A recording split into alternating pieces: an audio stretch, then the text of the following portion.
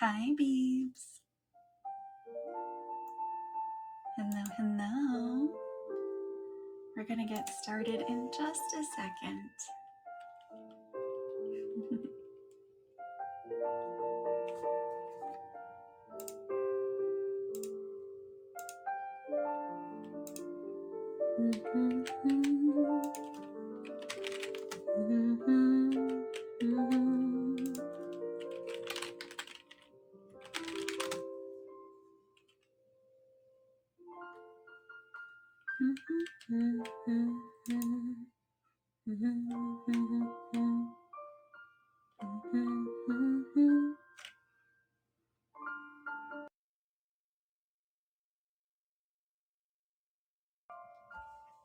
Hi, Blancato.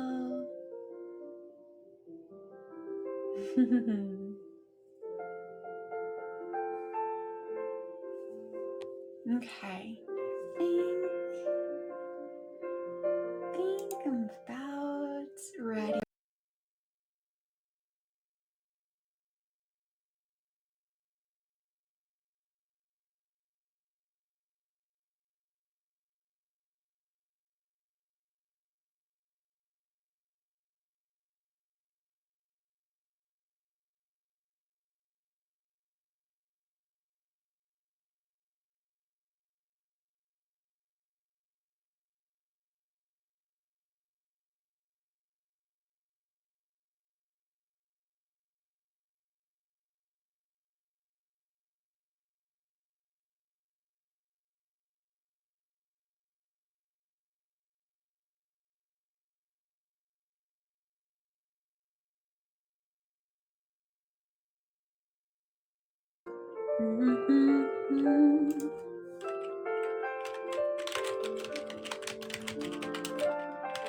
Oh, hi again, Beebs.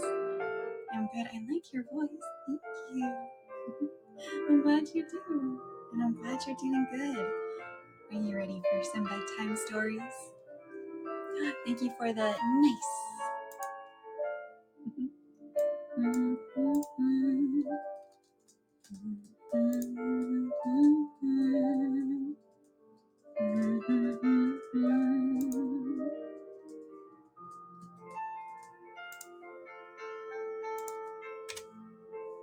Alrighty. Is there no following, people? Not yet. No, unfortunately. It should be coming in the next few weeks, but in the meantime, what folks do is they will follow the streamers' Twitter or X profiles. That's where we post our schedules for streaming, and you can find those if you click on our PFPs.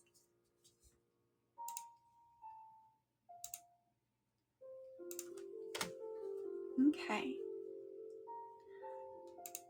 Okay, thank you. You're welcome. It is kind of confusing right now.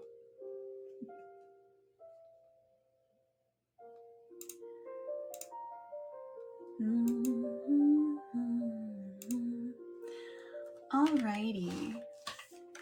Shall we begin?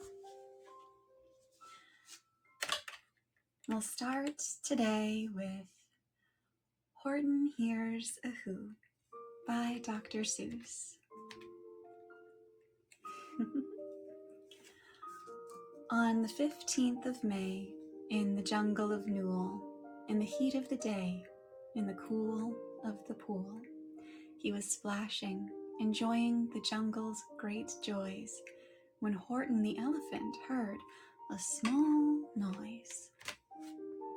So Horton stopped splashing. He looked toward the sound. That's funny, thought Horton. There's no one around. Then he heard it again, just a very faint yelp, as if some tiny person were calling for help. I'll help you, said Horton, but who are you? Where? He looked and he looked. He could see nothing there but a small speck of dust blowing past through the air. I say, murmured Horton, I've never heard tell of a small speck of dust that is able to yell. So you know what I think? Why, I think that there must be someone on top of that small speck of dust. Some sort of creature of very small size, too small to be seen by an elephant's eyes.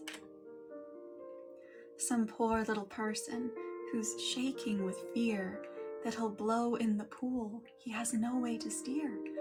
I'll just have to save him, because after all, a person's a person, no matter how small. So gently, and using the greatest of care, the elephant stretched his great trunk through the air, and he lifted the dust speck and carried it over, and placed it down safe on a very soft clover. Humph, humphed a voice. 'Twas a sour kangaroo, and the young kangaroo in her pouch said humph too. Why, that speck is as small as the head of a pin. A person on that? Why, there never has been. Believe me, said Horton, I tell you sincerely, my ears are quite keen, and I heard him quite clearly. I know there's a person down there, and what's more, quite likely there's 2, even 3, even 4. Quite likely a family, for all that we know, a family with children just starting to grow. So please, Horton said, as a favor to me, try not to disturb them. Just please let them be. I think you're a fool, laughed the sour kangaroo. And the young kangaroo in her pouch said, me too. We're the biggest blame fool in the jungle of Newell, and the kangaroos plunged in the cool of the pool. What terrible splashing, the elephant frowned. I can't let my very small persons get drowned. I've got to protect them. I'm bigger than they. So he plucked up the clover and hustled away. Through the high jungle treetops, the news quickly spread. He talks to a dust speck. He's out of his head. Just look at him walk with that speck on that flower. And Horton walked, worrying, almost an hour. Should I put this speck down? Horton thought with alarm. If I do, these small persons may come to great harm. I can't put it down, and I won't. After all, a person's a person, no matter how small. Then Horton stopped walking. The speck voice was talking. The voice was so faint he could just barely hear it. Speak up, please, said Horton. He put his ear near it. My friend, came the voice, you're a very fine friend. You've helped all us folks on this dust speck no end. You've saved all our houses, our ceilings and floors. You've saved all our churches and grocery stores. Hello Pootie, hi Ben, hi Krillit, hi Chibi. Hello everyone, we are reading Horton Hears a Who.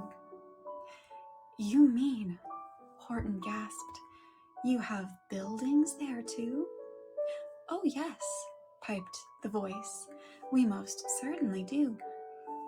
I know, called the voice, I'm too small to be seen, but I'm mayor of a town that is friendly and clean.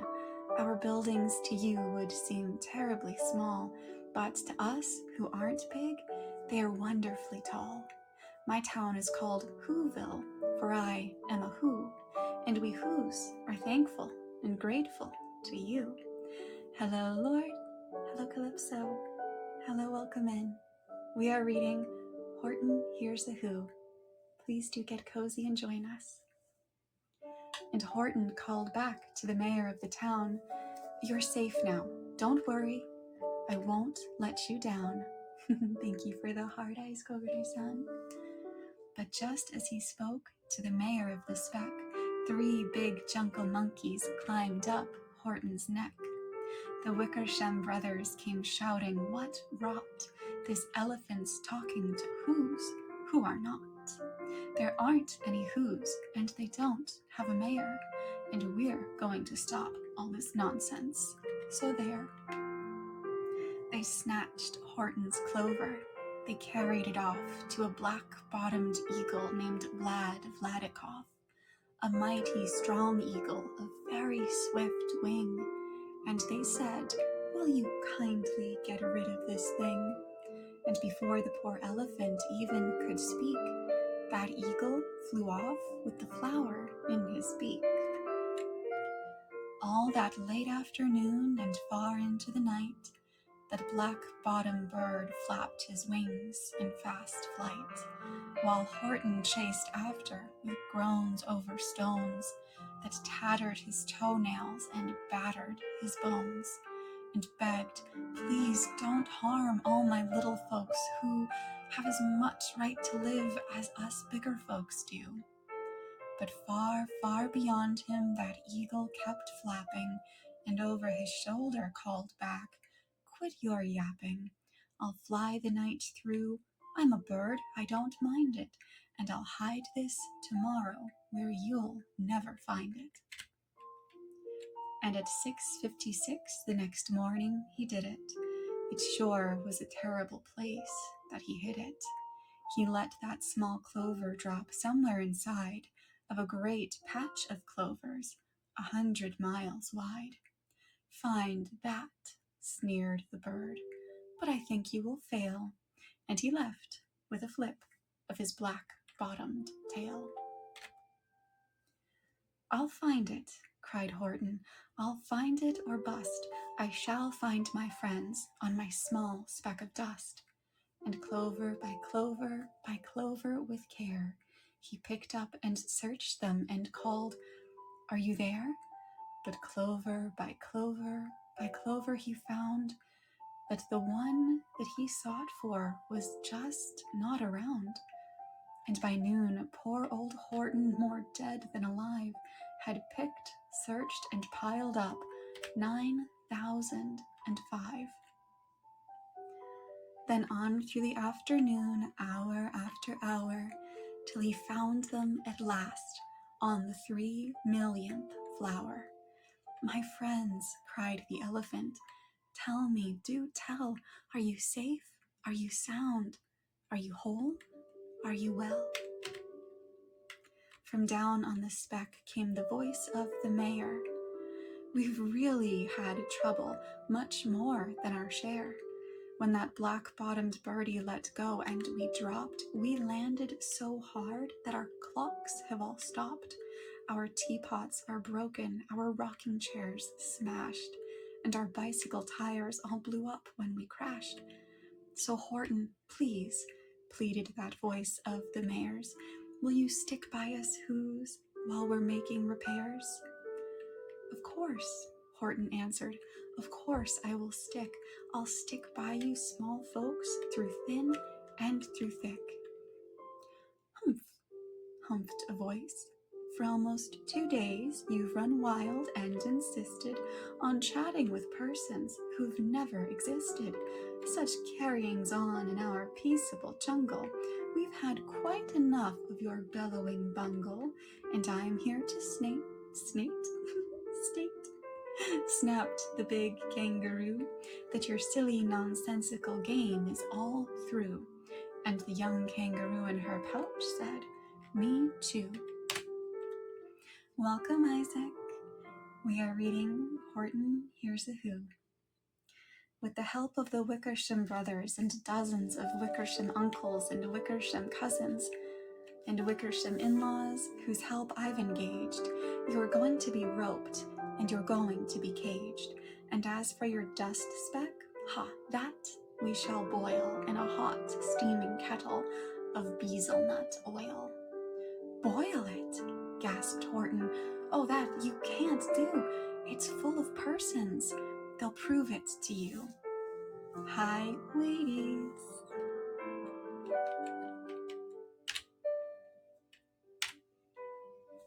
"Mr. Mayor," Horton called.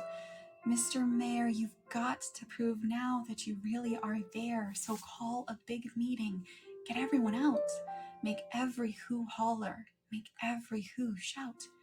Make every who scream. If they don't, every who is going to end up in a bezelnut stew." Very soothing. I'm glad you think so. I'm glad to have you here. And down on the dust speck, the scared little mayor quick called a big meeting in Whoville Town Square. Hi, Andra. Thank you for the Oshi. We are reading Horton Hears a Who. And his people cried loudly. They cried out in fear. We are here. We are here. We are here.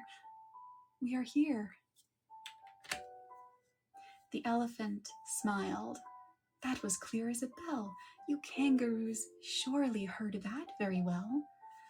All I heard, snapped the big kangaroo, was the breeze and the faint sound of wind through the far distant trees.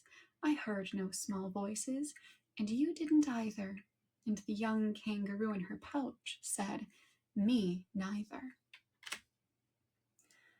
Grab him, they shouted, and cage the big dope. Lasso his stomach with 10 miles of rope.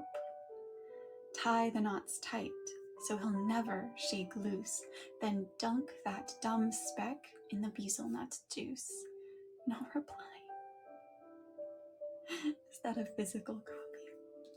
I wish. No, the only physical copies of books I read for bedtime stories are Hans Christian Andersen and my Winnie the Pooh collection from when I was a little girl. I read from that.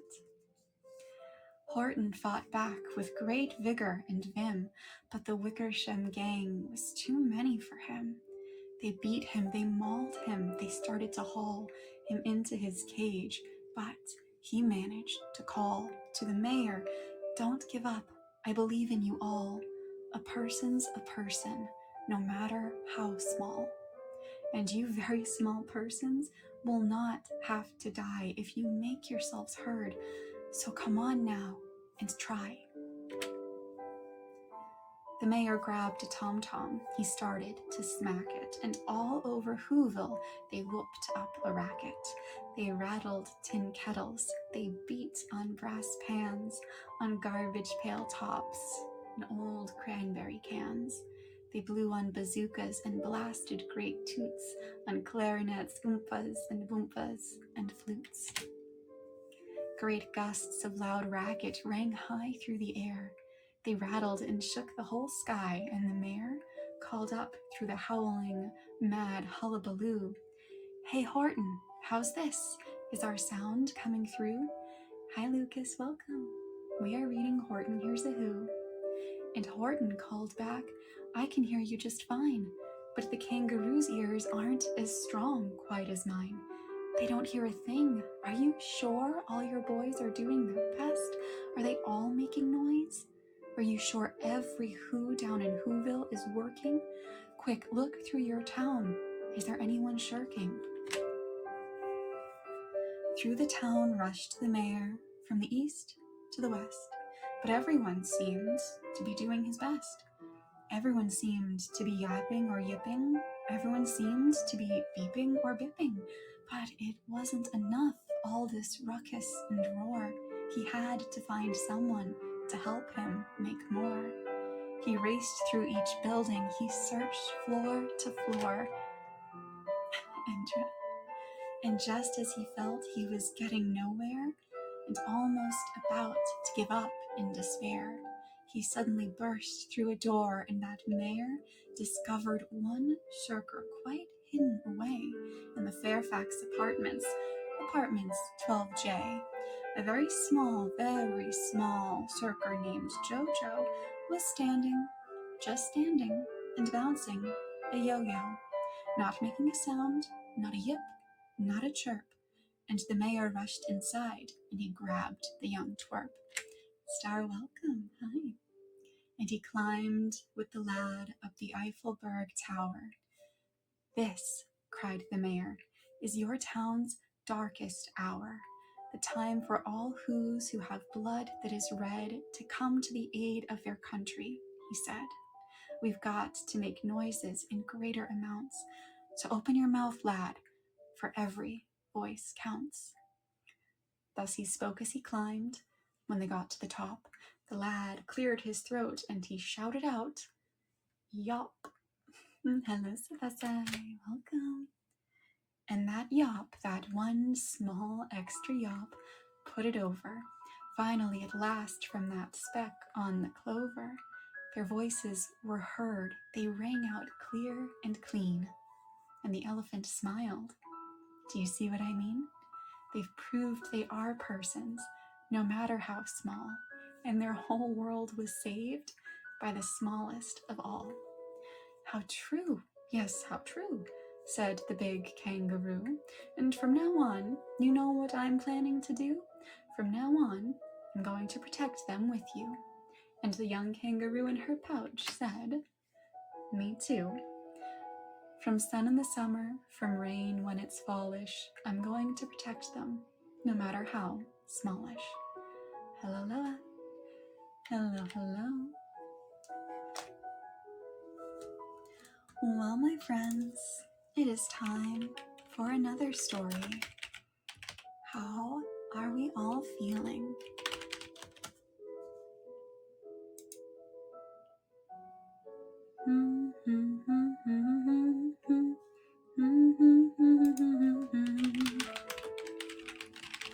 Sleepy. Is it bedtime so comfy? Yay, good. I'm glad you are comfy.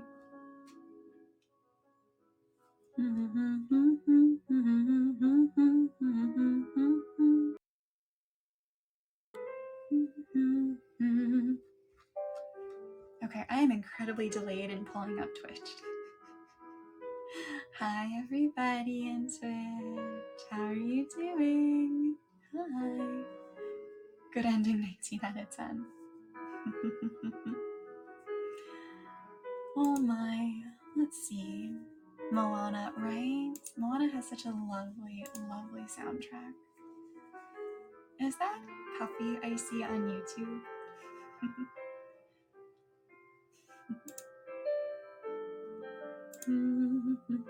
You're doing a, oh, thank you. I appreciate you, Andra. Hi, Stresser. Hi, welcome on in. You're just in time. We're about to start a new story. And it just occurred to me, did you know that Dr. Seuss actually wrote a story called Wacky Wednesday? And it is Wednesday. Perhaps we should read it. Let's do that.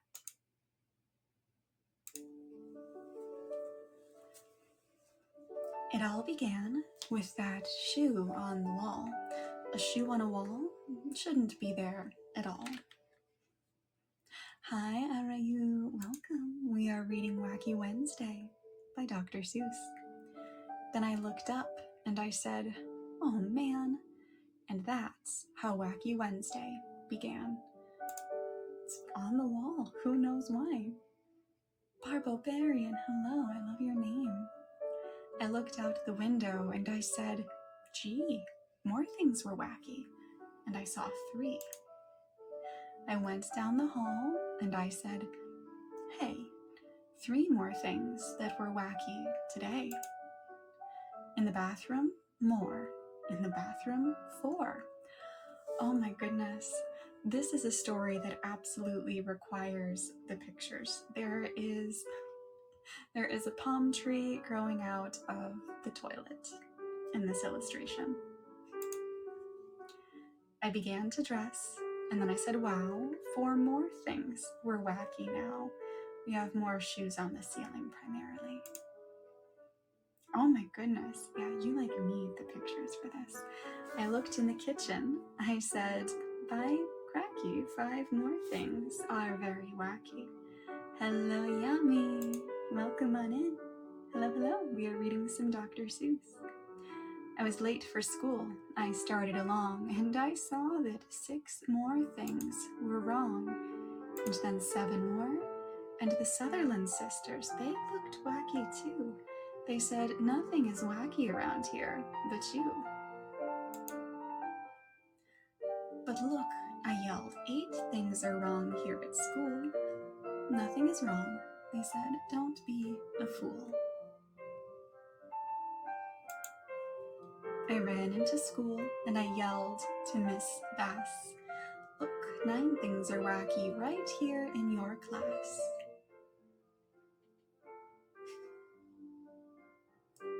A lot of this has shoes involved in it. A lot of the wacky things are shoe related. Nothing is wacky here in my class. Get out. You're the wacky one. Out, said Miss Bass. I went out the school door. Things were worse than before. I couldn't believe it. 10 wacky things more. Then I counted 11. Then 12 worse things. I got scared and I ran. I ran and knocked over Patrolman McGann, barely disguised.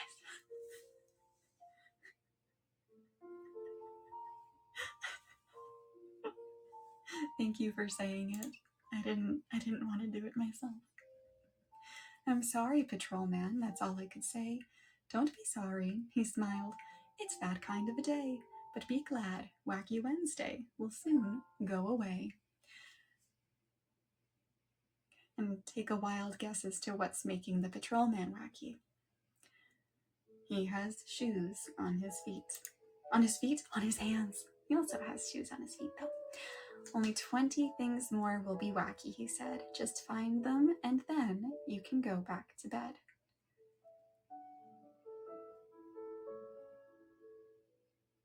Okay, now the patrolman just has another leg. An actual leg. There's a fish fishing for a human using a shoe as bait.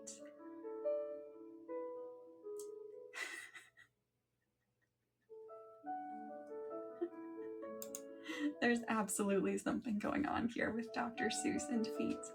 Hello, milk tea, welcome. Wacky Wednesday was gone when I counted them all, and I even got rid of that shoe on the wall. That was so strange. Like, not only did you absolutely need the visuals in order to get the story, but it was all feet related. Barefoot people get exiled. You need to be one of us.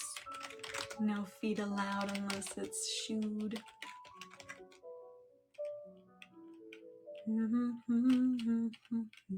Hello, Marilla. Hi, how are you doing?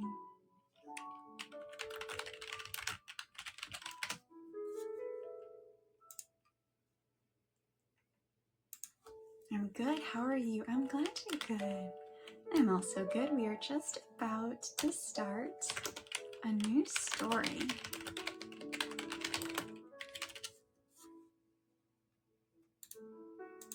Okay.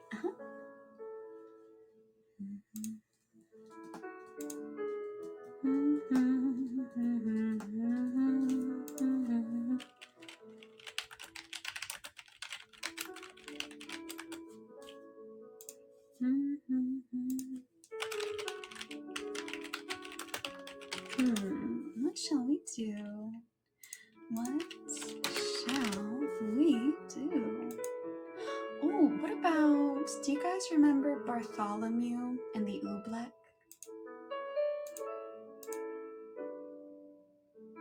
Let's do that. It's been a long time since I've read that one. Hi, Smooth Brain. It's good to see you. We're just about to start another Dr. Seuss story. Hi. They still talk about it in the Kingdom of Did, as the year the king got angry with the sky, and they still talk about the page boy, Bartholomew Cubbins. If it hadn't been for Bartholomew Cubbins, that king and that sky would have wrecked that little kingdom. Bartholomew had seen the king get angry many, many times before, but that year, when His Majesty started growling at the sky, Bartholomew Cubbins just didn't know what to make of it. Yet all that year, the old king did it. All year long, he stared up into the air above his kingdom, muttering and sputtering through his royal whiskers, "Humph, the things that come down from my sky." All spring, when the rain came down, he growled at that. All summer, when the sunshine came down, He growled at that. All autumn when the fog came down, he growled at that.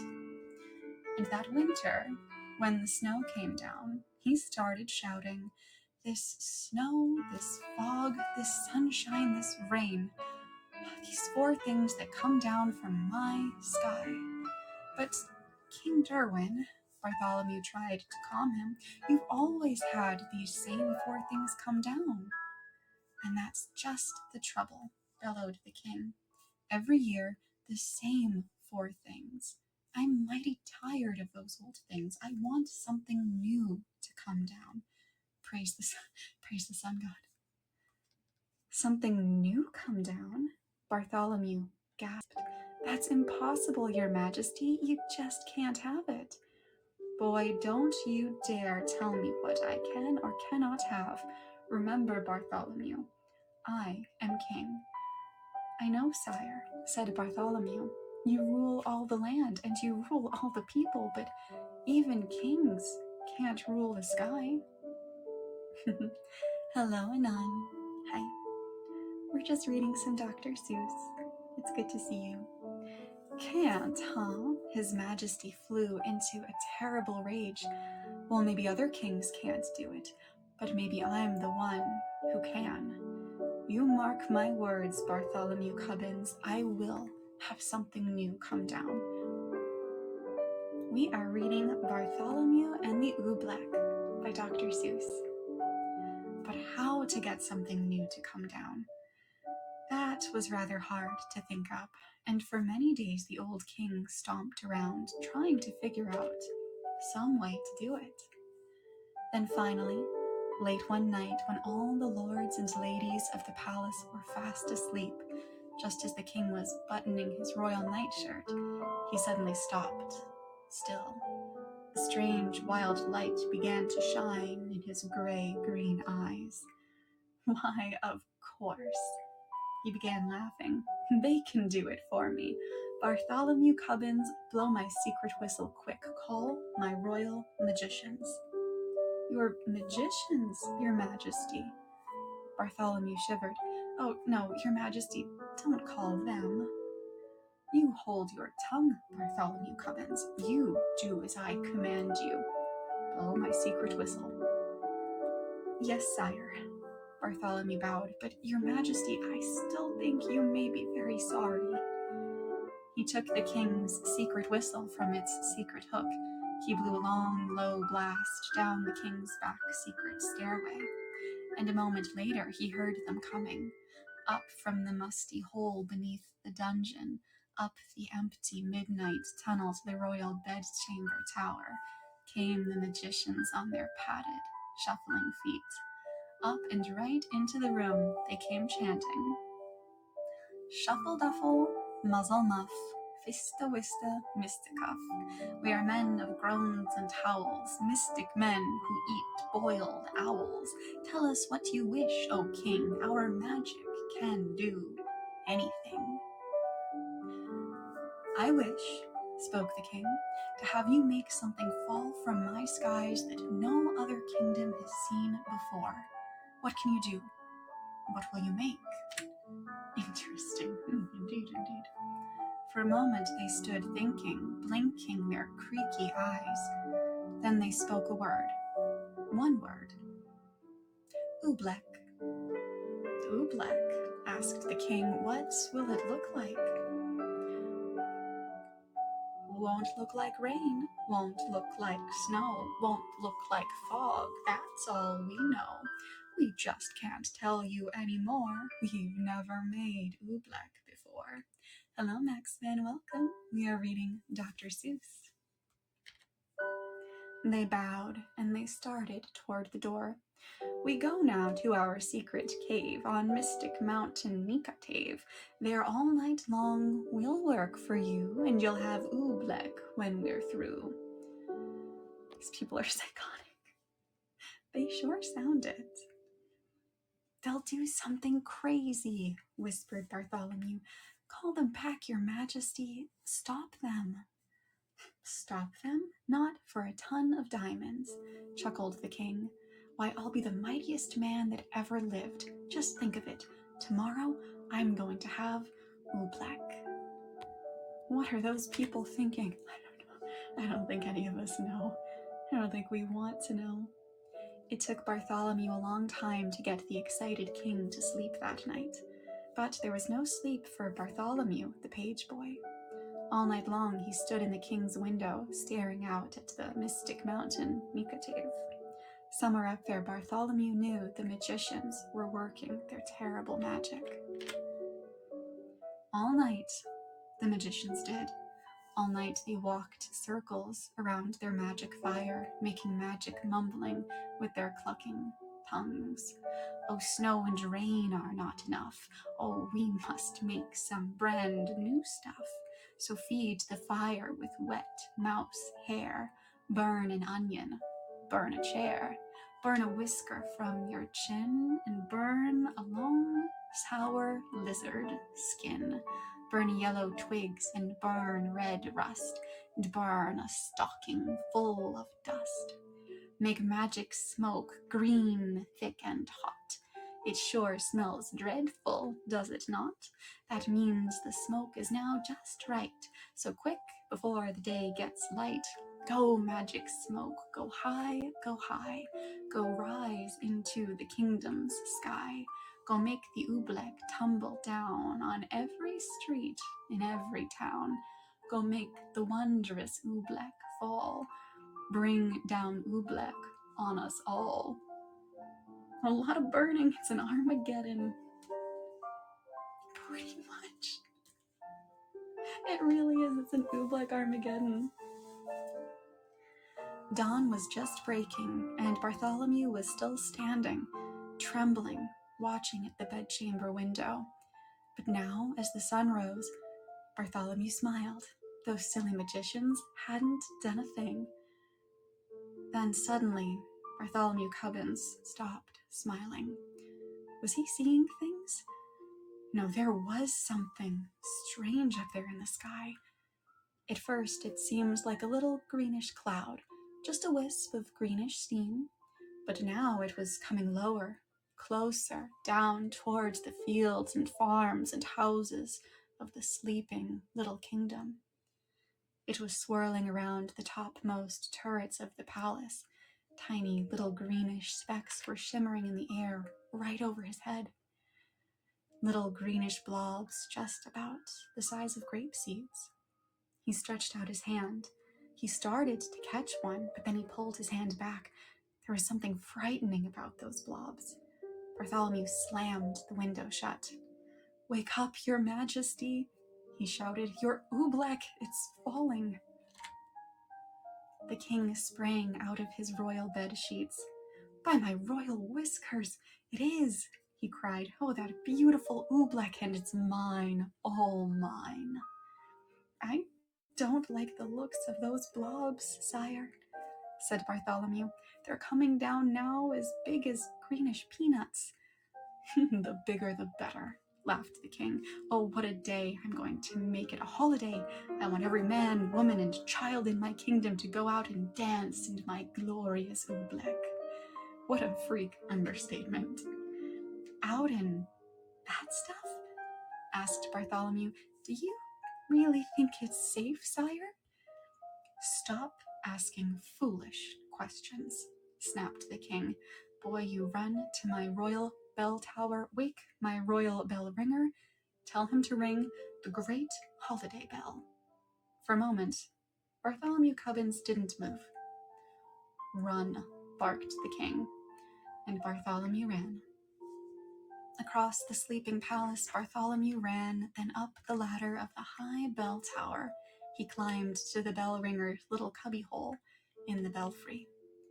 "Ring your bell," he called. "His Majesty the King proclaims today a holiday." Such a rotten character. He really is. The old man crawled out of his cot. He grabbed the bell. "What's the holiday for, Bartholomew?" "Thank you for the high, smooth brain." "Oh, you'll find out soon enough," said Bartholomew. The bell ringer yanked the bell rope. Nothing happened. He yanked it harder. Still, nothing happened. Huh? What's wrong with my bell? He murmured. I'd better take a look outside. He poked his head out through the little trap door. Merciful gracious, he gulped. What is that? All over my bell like greenish molasses. Not only your bell, Bartholomew cried. Look at that poor robin down there in that tree. She's stuck to her nest. She can't move a wing. That oobleck's gooey. Oh, it's gummy. It's like glue. He reminds me of the Shield Heroes King. This is a reference I am missing. Oh no, Anon. I am uncultured. Help me. Oh no, the bell ringer wrung his hands. If that green stuff sticks up robins, it'll stick up people too. It's an anime thing. Oh, is that the title of it? Hello, CKM, welcome. We are reading some Dr. Seuss. Someone's got to warn the people, cried Bartholomew. We have to wake them and warn them to stay inside their houses. I'll tell the royal trumpeter, he shouted. He turned and slid like lightning down the bell tower ladder. To the trumpeter's tower raced Bartholomew Cubbins, and on up the steps, 4 at a time. He ran, he could hear the plop, plop of the oobleck on the window panes. It was pelting against the palace walls, as big as greenish cupcakes now. It's got the rising of the shield here, just in case you want to take a look. I apologize to the audience for the interruption.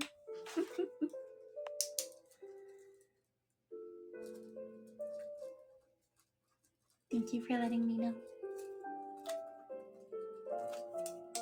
Okay. I wrote it down so I can look later. He yanked the covers off the snoring trumpeter. He shoved his cold trumpet right into his sleepy hands. Get up, warn the people, blow the alarm.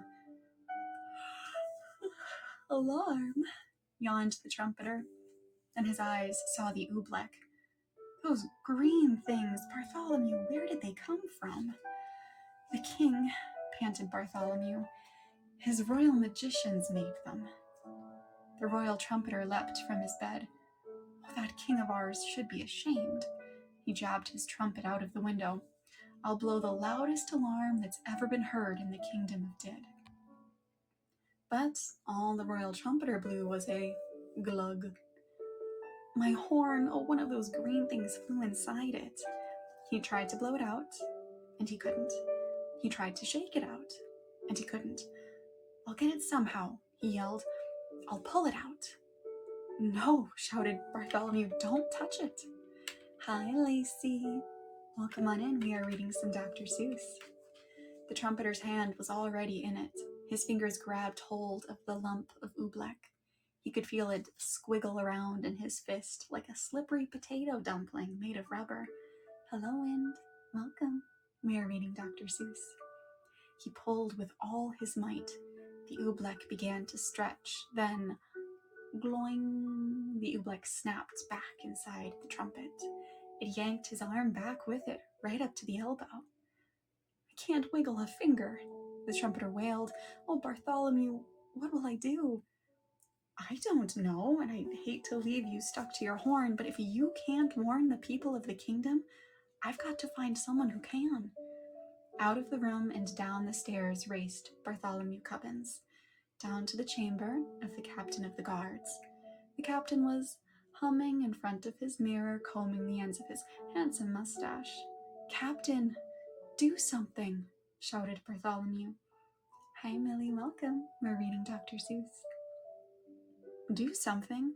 Why? Smiled the captain. What's wrong? Captain, haven't you seen the dreadful oobleck? It's coming down now as big as baseballs. Oh, that stuff, laughed the captain. What's so dreadful about it, lad? You know, I think it's rather pretty. Captain, pleaded Bartholomew, it's dangerous. Nonsense, snorted the captain. Lad, are you trying to frighten me? Captains, my boy, are afraid of nothing. The stuff's harmless. I'll show you. I'll eat some. Eat some? Oh no. But before Bartholomew could stop him, the captain was leaning out his window, scooping up some oobleck on the end of his sword. Don't, Captain, don't. Eat. Not only is he eating this strange green substance, he's also eating it right off of the edge of his sword. I have many concerns about this character. Hello, Echo. Welcome. We're reading some Dr. Seuss. And the captain did eat it.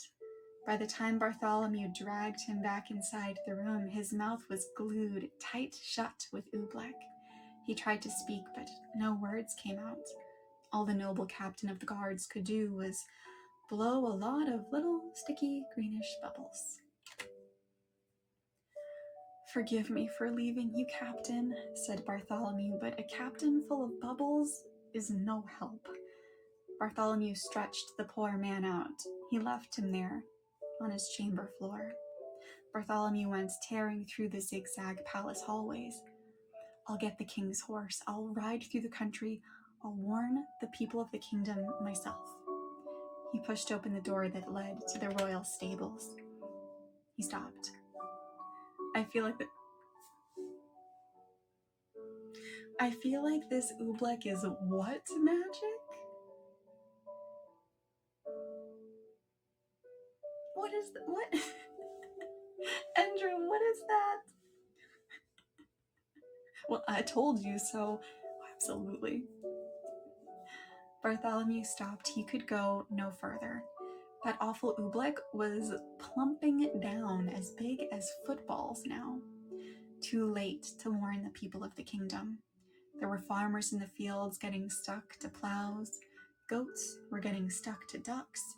Geese were getting stuck to cows. Outside the palace, it was piling up great greenish tons of oobleck, deeper and deeper on every roof in the land. There was nothing Bartholomew Cubbins could do out there.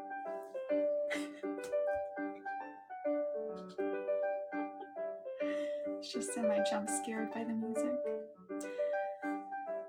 Shaking his head sadly, he stepped back inside.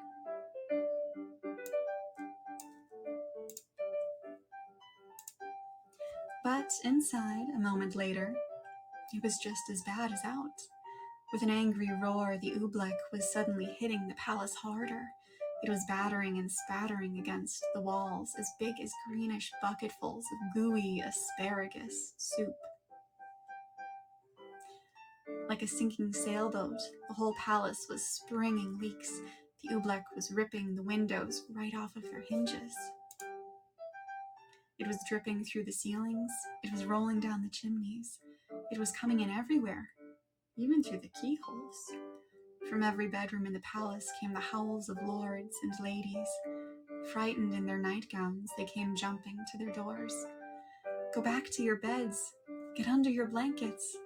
Bartholomew Cubbins went crying through the halls, but nobody paid the slightest attention. Everyone in the palace started rushing madly about. The royal cook rushed down to the royal kitchen. Bartholomew Cubbins saw him trapped there, stuck to 3 stew pots, a teacup, and a cat. "Maria, hi! It's good to see you again. We're reading some Dr. Seuss." The royal laundress rushed outside to save her laundry.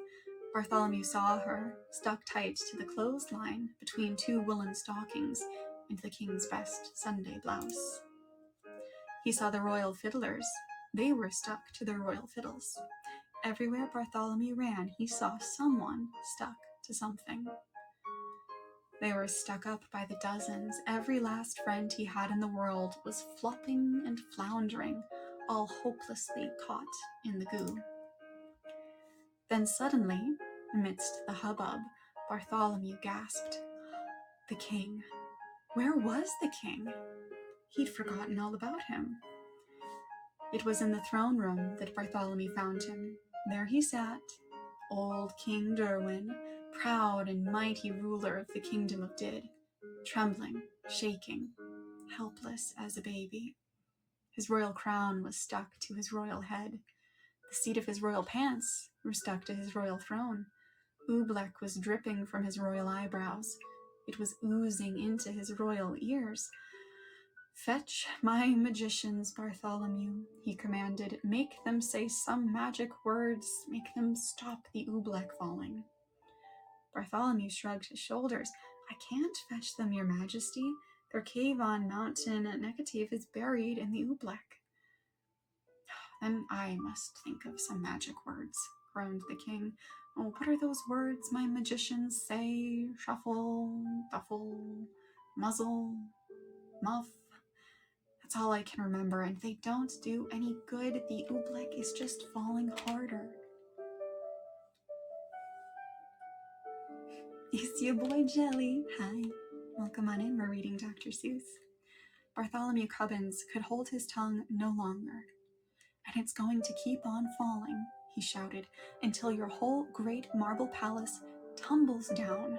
So don't waste your time saying foolish magic words. You ought to be saying some plain, simple words. Simple words? What do you mean, boy? I mean, said Bartholomew, this is all your fault. Now the least you can do is say the simple words, I'm sorry. No one had ever talked to the king like this before. What? He bellowed. Me? Me say I'm sorry? Kings never say I'm sorry. And I am the mightiest king in all the world. He's just except you're actually a big softie. Who said that? Bartholomew looked the king square in the eye. You may be a mighty king, he said, but you're sitting in oobleck up to your chin, and so is everyone else in your land, and if you won't even say you're sorry, you're no sort of king at all. Hi, Kat, welcome. We're reading Dr. Seuss. Bartholomew Cubbins turned his back. He started for the throne room door. But then Bartholomew heard a great, deep sob. The old king was crying. Come back, Bartholomew Cubbins. You're right. It is all my fault, and I am sorry. I'm awfully, awfully sorry. And the moment the king spoke those words, something happened. Maybe there was something magic in those simple words, I'm sorry. Maybe there was something magic in those simple words, it's my fault. Maybe there was, and maybe there wasn't, but they say that as soon as the old king spoke them, the sun began to shine and fight its way through the storm. They say that the falling oobleck blobs grew smaller and smaller and smaller. Hi, Feisty. It's good to see you. We are reading some Dr. Seuss. They say that all the oobleck that was stuck on all the people and all the animals of the kingdom of Did just simply, quietly melted away. And then they say Bartholomew took the old king by the sleeve and led him up the steps of the high bell tower. He put the bell rope into His Majesty's royal hands, and the king himself rang the holiday bell. Then the king proclaimed a brand new national holiday in honor of the 4 perfect things that came down from the sky. The king now knew that these 4 old-fashioned things, the rain, the sunshine, the fog, the snow, were good enough for any king in the world, especially for him, old King Derwin of Did. Hey, Feisty, how are you? It turned back into a normal cornstarch and water construct. Pretty much.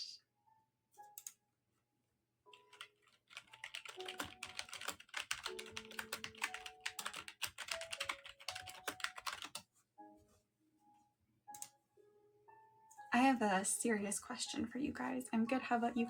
I'm glad you're good. And I am definitely good because you're here. I'm always happy to see you. There are like 11 people watching and only 2 are chatting, says Pa. Can Lumi see Twitch? Yeah, but she has AniLive and YouTube as well, so she's juggling a lot of chats right now. I am going between tabs quite a bit right now, especially because I don't have physical copies of the Dr. Seuss books, so I also have those up on a tab too. All of the things. Got your back, Ma. Aw, peeps. Peeps, you're the best. No, just no, I'm not allowed to ask a question. Well, okay, Mario, cover your ears. That way you don't hear my question. So, you guys, do we want to do something a little bit anachronistic and out of season and do How the Grinch Stole Christmas? Or do we want to transition to some Winnie the Pooh? What do you guys want to do? What do you feel like? Hi, Joyful JJ, welcome. You are just in time. We are about to start a new story. Beebs says Grinch. Mario says the bear. Mario, I thought I wasn't allowed to ask a question. It's an instrumental cover of Reflection. Good ear. Love this song. Me too.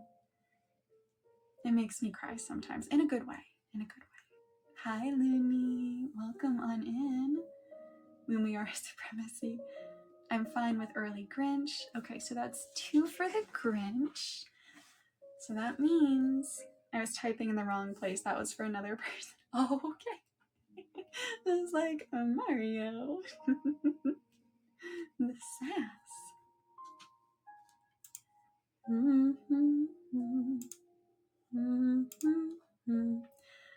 Alrighty, everyone. We're going to be a little out of season, but that's okay. We're moving on to How the Grinch Stole Christmas. And after this, we'll do some Winnie the Pooh. Yes, feisty, let's go. I bet you'd be fun to do a Disney karaoke stream with. I'm down, let's go. Every Who down in Whoville liked Christmas a lot. But the Grinch, who lived just north of Whoville, did not. The Grinch hated Christmas, the whole Christmas season. Now please don't ask why. No one quite knows the reason. It could be his head wasn't screwed on just right. It could be perhaps that his shoes were too tight. But I think that the most likely reason of all may have been that his heart was 2 sizes too small. Probably because he broke like me. That is a mood. Hello, Jerry. Welcome. We are reading How the Grinch Stole Christmas.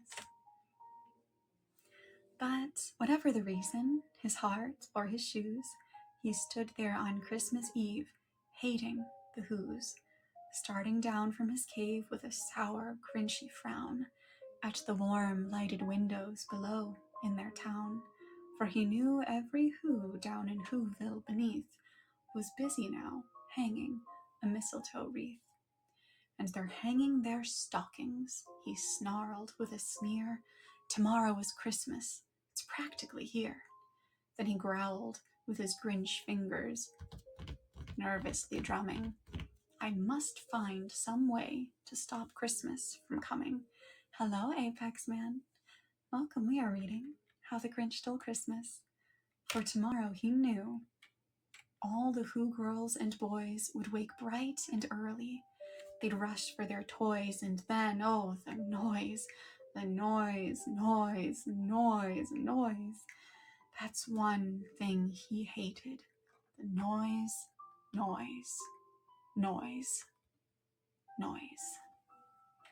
Hello, neutral face. Then the Whos, young and old, would sit down to a feast, and they'd feast, and they'd feast, and they'd feast. They would feast on Who pudding and rare Who roast beast, which was something the Grinch couldn't stand in the least. And then they'd do something he liked least of all.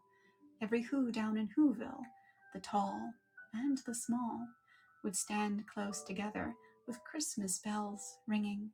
They'd stand hand in hand, and the Whos would start singing. Hi, Nate, welcome. They'd sing, and they'd sing, and they'd sing. sing, sing. Hey, Cedric, whispers. We're reading How the Grinch Stole Christmas. Hey, Mom also whispers. And the more the Grinch thought of this Who Christmas Sing, the more the Grinch thought, I must stop this whole thing. Why, for 53 years I've put up with it now. I must stop this Christmas from coming. But how? How do I make an avatar? You'd have to go through an application process. I'd recommend checking out the AniLive page on Twitter. Why are they whispering? Then he got an idea, an awful idea. The Grinch got a wonderful, awful idea. I know just what to do.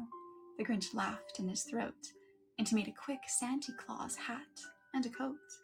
And he chuckled and clucked. What a great Grinchy trick! With this coat and this hat, I look just like Saint Nick. All I need is a reindeer. The Grinch looked around, but since reindeer are scarce, there was none to be found. Did that stop the old Grinch? No. The Grinch simply said, if I can't find a reindeer, I'll make one instead. So he called his dog Max, then he took some red thread, and he tied a big red horn on top of his head. Then he loaded some bags and some old empty sacks on a ramshackle sleigh, and he hitched up old Max.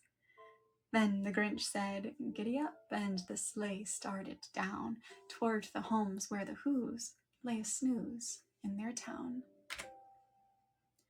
All their windows were dark. Quiet snow filled the air.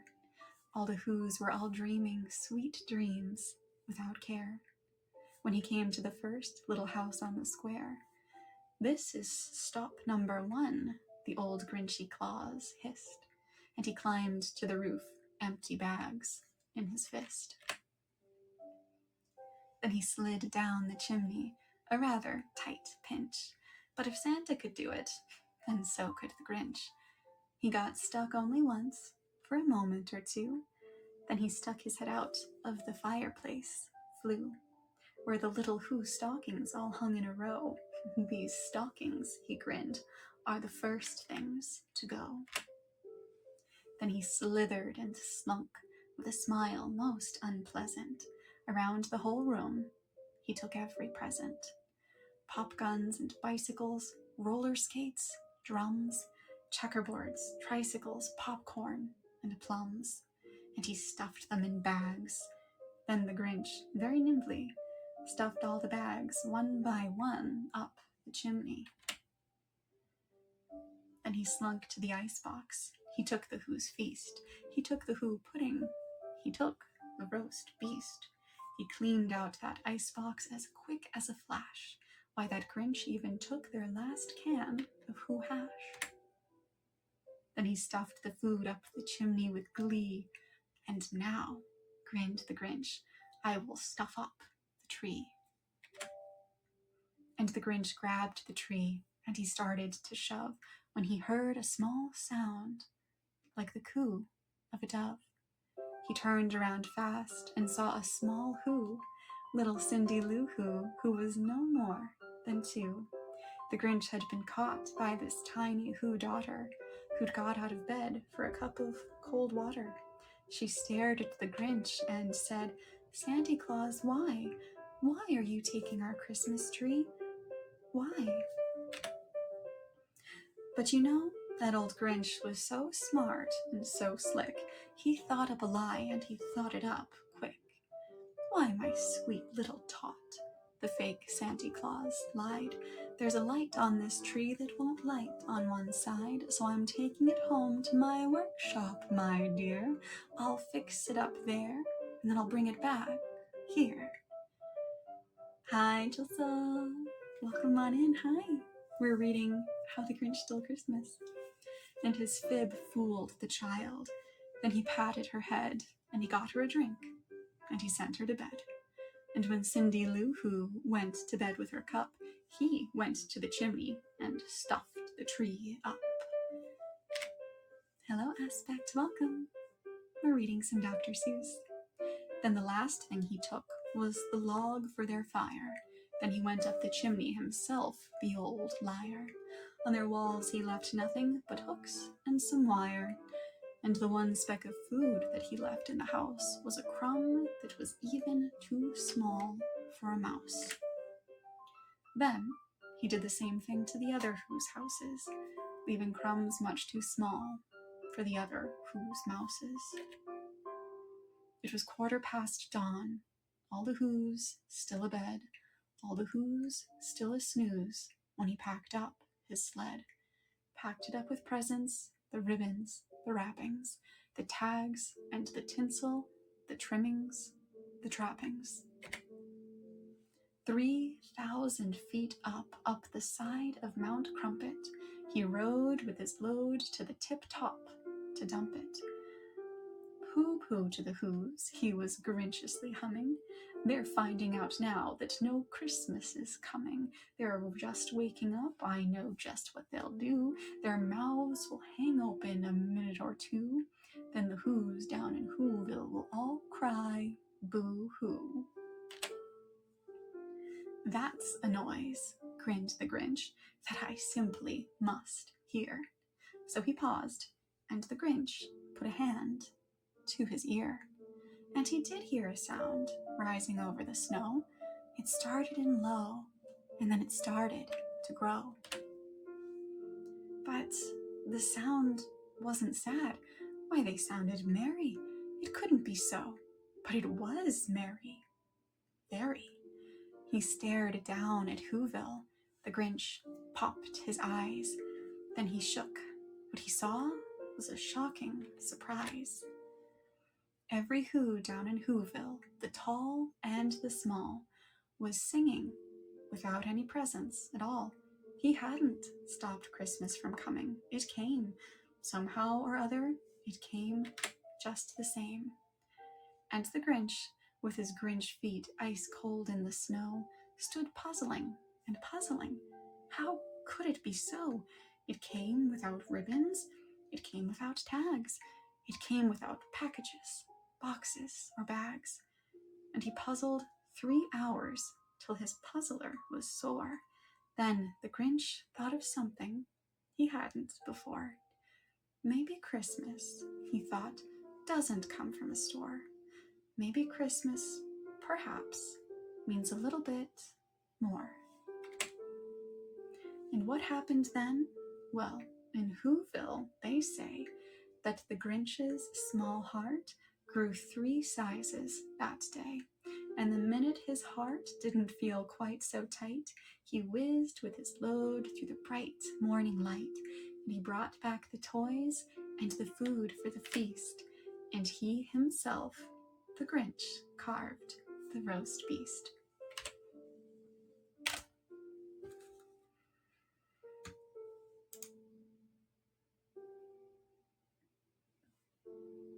We have been reading Dr. Seuss for about an hour, you guys. About an hour. Tasty. Welcome, Raiders.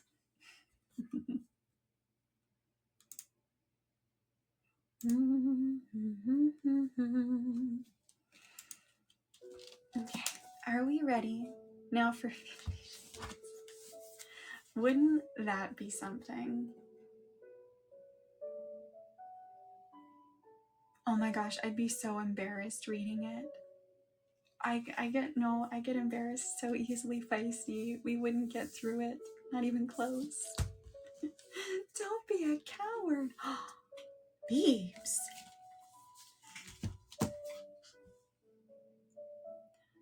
Beebs, did you just accuse me of being cowardly? Stuffed crust. Are you agreeing?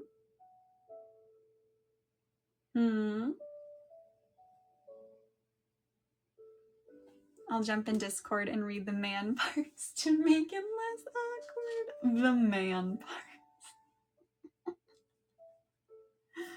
Oh my gosh. Have you guys seen the clip of... I am blanking on his name. Oh my gosh. Hold on. I need to look it up.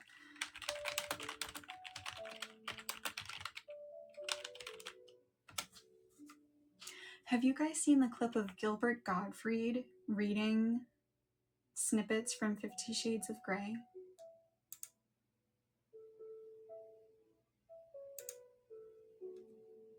He like, Beebs! Beebs! No, but that sounds hilarious. It is so incredibly funny. Yes, Puffy! That's a blank. That's a something I haven't, that's a name I haven't heard in years.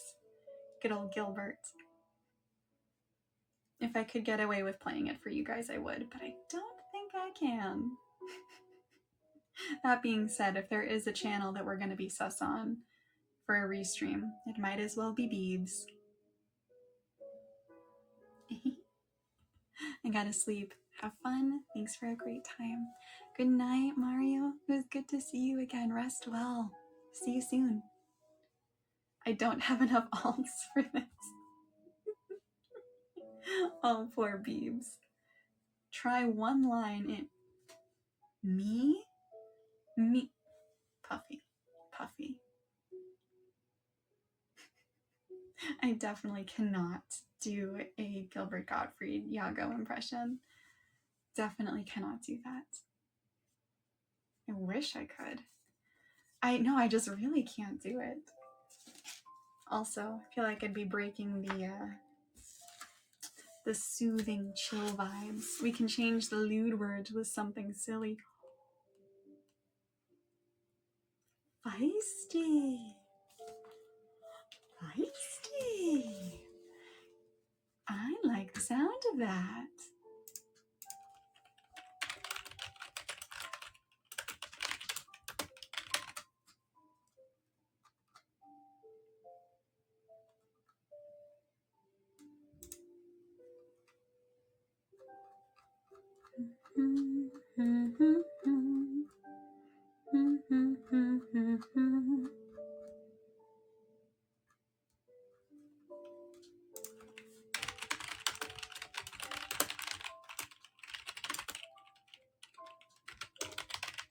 Okay, 50 Shades of Grey, best passages.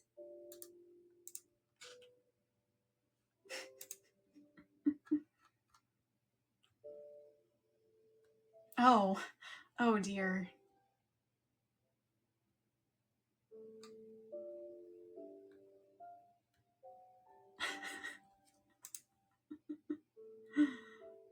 Feisty, you mad genius, says Beebs.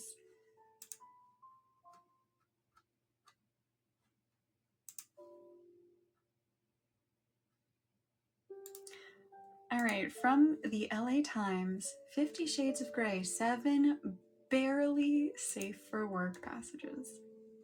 Okay.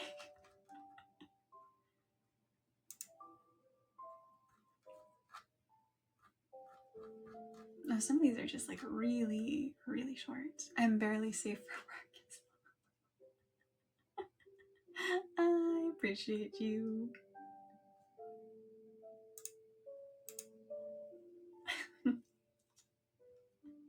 Let's see.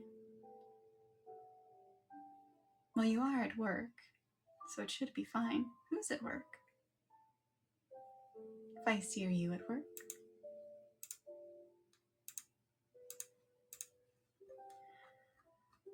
Oh my. They mean... Me? I'm not at work. I'm at home.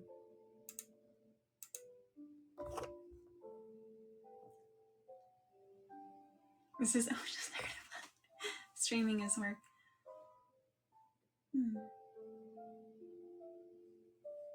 That's true. I guess some people do consider it work. I forgot about that. Oops. Anyway, now I sound unprofessional. Oh my goodness. I don't know how am I supposed to... Wow. I don't know how to actually give to mommy too. Let me see it.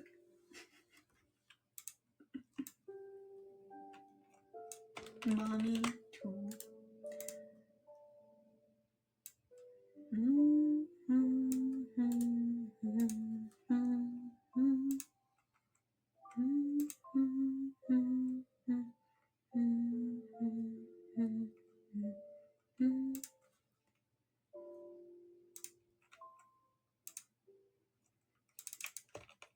Okay, I'm just gonna send you it. Oh my gosh.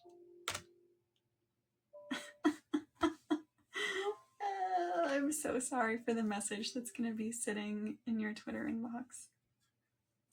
I'm so sorry.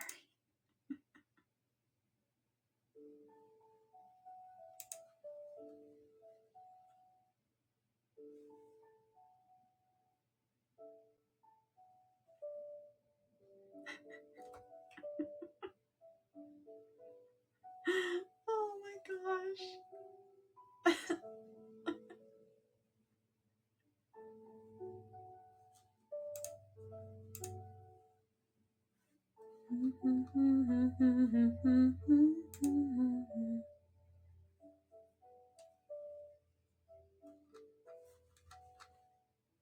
I'm so curious about how we're gonna do this. Oh man.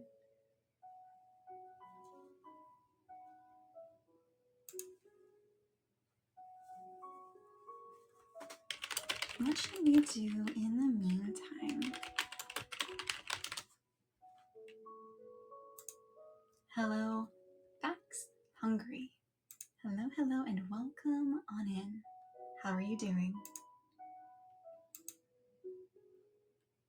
What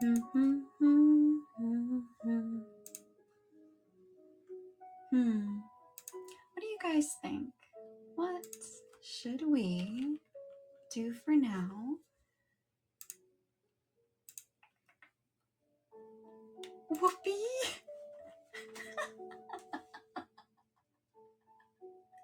Feisty!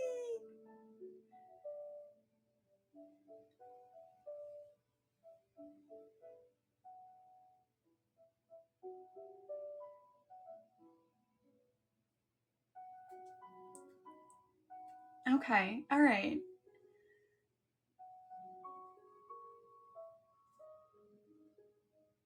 What do you think about the rest? Just change it to silly things like, oh gosh, I'm gonna sound like a child saying this, but I want to be like, you know, PG here with it.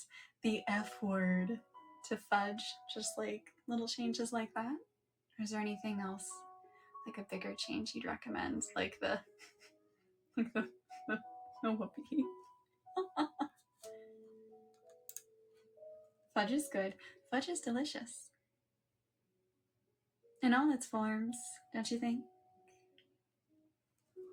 Hello, heart.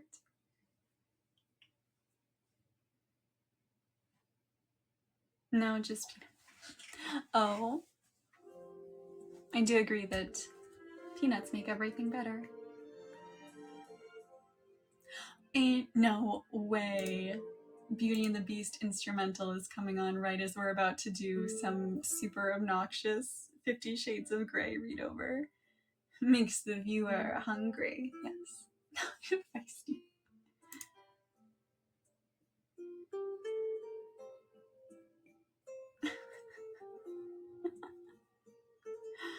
Oh gosh.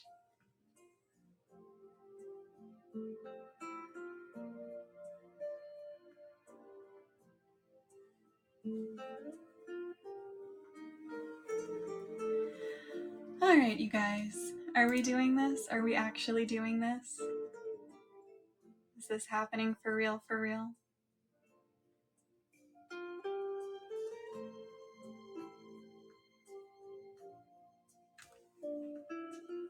Hi, Dana. Welcome. How are you doing? Imagine a whole new world plays. We are doing this. It's happening. Okay. Okie dokies. Yes, please.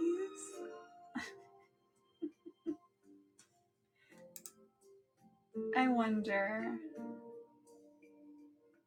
You wanted a whole new world?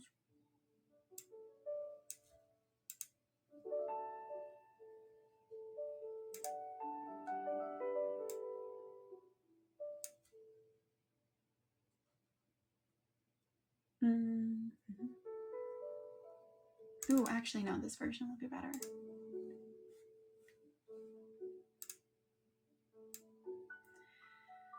Oh boy. A bit of the old in out, in out. Okay.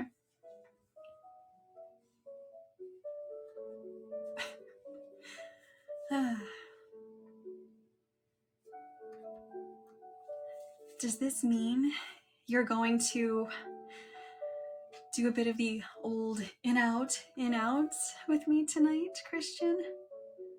Oh, holy shirts. Did I just say that? His mouth drops open slightly, but he recovers quickly. No, Anastasia, it doesn't. Firstly, I don't do the old in out. I fudge hard. Secondly, there's a lot more paperwork to do, and thirdly, you don't yet know what you're in for. You could still run for the hills. Come, I want to show you my playroom. My mouth drops open. Fudge hard? Holy cannoli, that sounds so warm. But why are we looking at a playroom? I am mystified. You want to play on your Xbox? I ask. Ain't no way she's this oblivious in the actual book. Really? He laughs loudly. No, Anastasia, no Xbox, no PlayStation. Come, where's the Yu-Gi-Oh cards? I came here to believe in the heart of the cards, guys. Producing a key from his pocket, he unlocks yet another door and takes a deep breath. You can leave anytime. The helicopter is on standby? This man has a helicopter? Can you tell I have no idea about any of this, clearly? The helicopter is on standby to take you whenever you want to go. You can stay the night and go home in the morning. It's fine. Whatever you decide. Just open the diddly darn door, Christian. He opens the door and stands back to let me in. I gaze at him once more. I so want to know what's in here. Taking a deep breath, I walk in, and it feels like I've time traveled back to the 16th century and the Spanish Inquisition. Holy fudge. What is this dialogue? Oh my gosh. Okay, I understand now why people make fun of this so badly. What? I listened to Lumi read 50 Shades of Disney playing in the background. Is this the Resident Evil fic? Warm fudge. Ugh. I can't tell what's real and what's being substituted. Oh my gosh.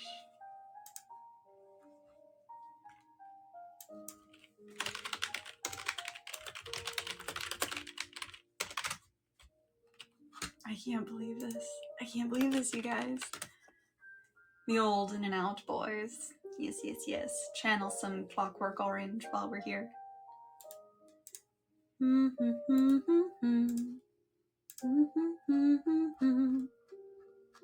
Is this entire book really just chilling as a PDF on multiple websites? Really? Huh? Hold on. Let me see if I can find a good place. Let's see. Oh, wow. Okay. So, you guys, I just pulled up apparently a PDF copy of 50 Shades Darker, and I was like, what might be a good word to type in to get us to something like spicy? Okay, clearly I didn't think this through, because I typed in the F word, and 181 times. It occurs 181 times in this story. Let's try something. Maybe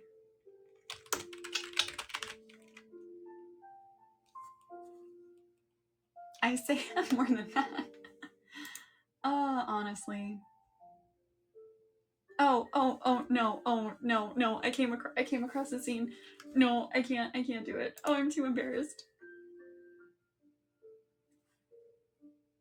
I can't believe that I don't That line is real. Tumblr probably went crazy with it. Mom's gonna be busy tonight. What do you mean, Puffy? What do you mean? I don't like the sound of that. Also, this feels wrong because the tab adjacent to the 50 Shades one is still just a Dr. Seuss page. This is so wrong. This is not a juxtaposition that was ever meant to happen. Not meant to occur in nature.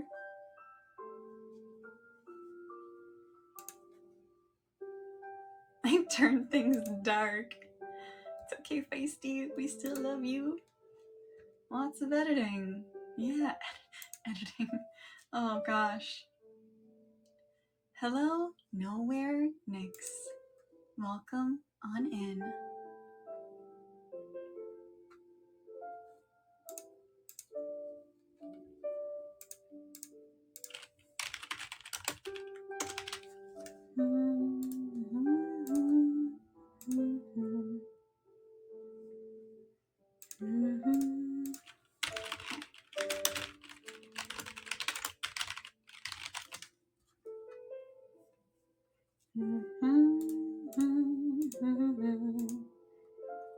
Anything to embarrass. I mean, stuffed crust.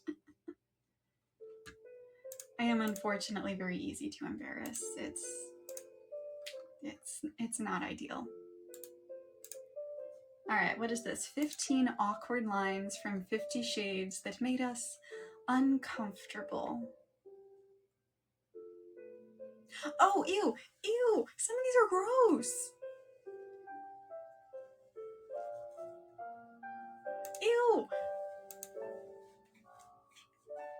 What is this? Huh?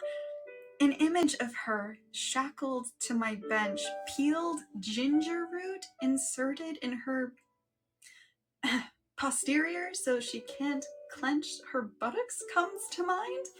Pardon me? Pardon you? Hi, Togo, welcome. It's been an eventful day. What? Me last night? Feisty? You know what, you guys? We're gonna call this like after dark story time because we only have half an hour left. Oh no, I eyed his toothbrush. It would be like having him in my mouth? No, honey, that's just unhygienic. I fell asleep. What are we? Cedric, go back to sleep. Cedric, go back to sleep. Okay. Just be okay.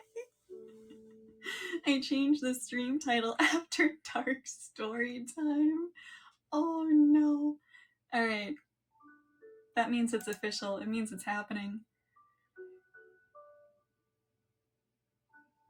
What in the... what is this? What is this? Much as I'd like to, I'm not going to... Lumi, we get a collab now. Yes, we do. Yes, we do. It'll be so fun. Much as I'd like to, I'm not going to whoopee her in the restroom at IHOP. Rip IHOP. Rip. I'm never gonna look at IHOPs the same. Wait, oh, heck no. There is no way it actually was written like this. I'm all deer / headlights, comma, moth / flame, comma, bird / snake. And he knows exactly what he's doing to me. Who let this be published like that? Don't you like the butt drawer? The butt drawer? What? No! Oh my gosh! Can you make one of the edits? Yippee! Yes, we can do that. The butt drawer. Nate, save yourself. Maybe it makes more sense in context. I think we can all piece together what the butt drawer is, right? Hi, Nate. Save yourself. Mom found the butt drawer. No. No, if you guys can't piece together what that drawer is, please go ask someone else. Please don't ask me. Ask your friends. I got you, Chad. Oh. He steps out of his Converse shoes. I dislike that. I feel like Converse is being slandered by being mentioned directly. It's when you close a drawer with your butt, right, guys? Stuffed crust.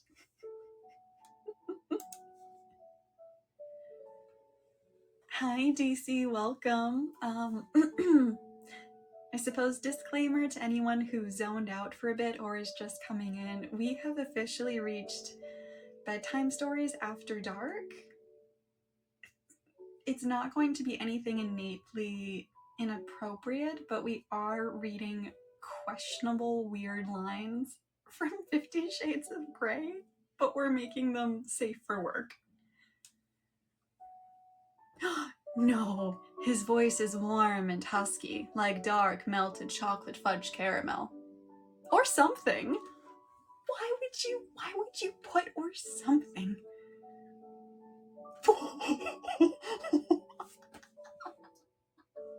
Ain't no way. Arg. Arg. I cry as I feel a weird pinching sensation deep inside me as he rips through my V card. I know that there's nothing wrong with saying it, but I can't bring myself to say that sentence. It's just a guy that draws butts. Buffy. Oh my gosh, there are pirates in this book? I guess so.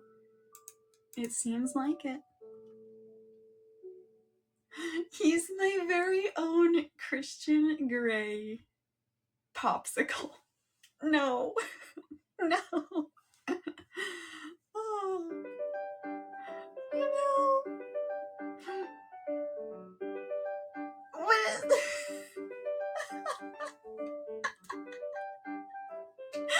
He's gonna be cute. No. He has a hotline to my between my legs. Lord it that way. There's no way to like try to cover that. Excuse me? I flush, and my inner goddess grabs a rose between her teeth and starts to tango. Excuse you?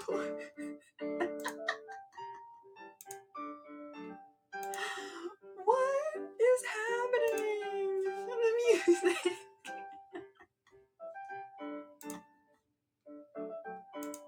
Why is this happening? Oh my gosh, you guys. This is something.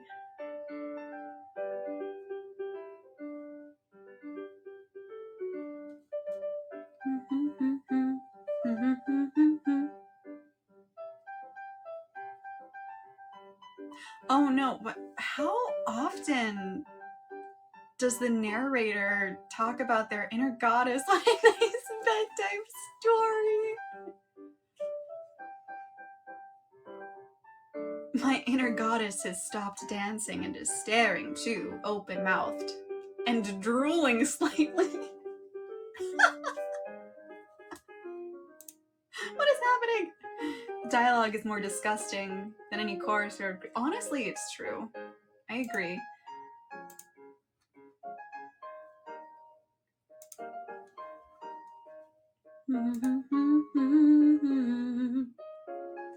No.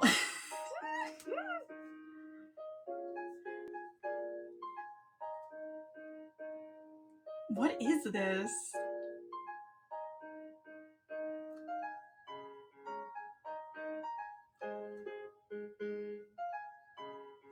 Hi, Lynn. Hi, your avatar is adorable. Thank you. That's really sweet of you. I appreciate it. How are you?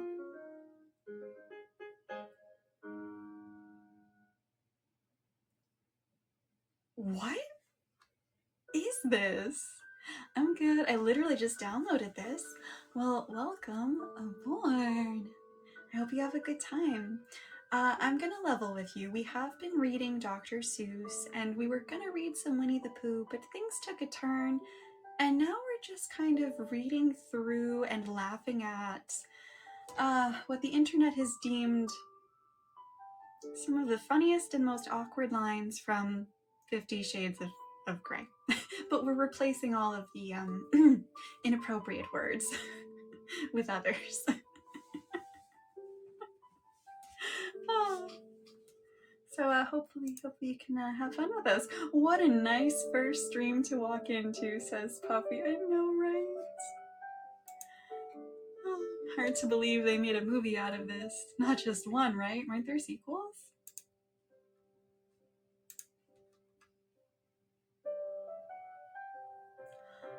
Whoa, hold on. Like the sorcerer's apprentice I am, I let it go, and we find our release together. Why sorcerer's apprentice? Huh?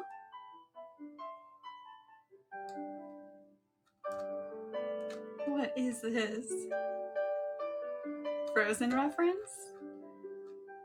I would assume no, but I had to say that one since we're listening to an instrumental cover of Let It Go. DC, I don't know what that says. I'm so sorry. Fanboy Random Videos. Hi, welcome on in. I didn't read anything about it. Feisty, can I tell you something? What's on your mind?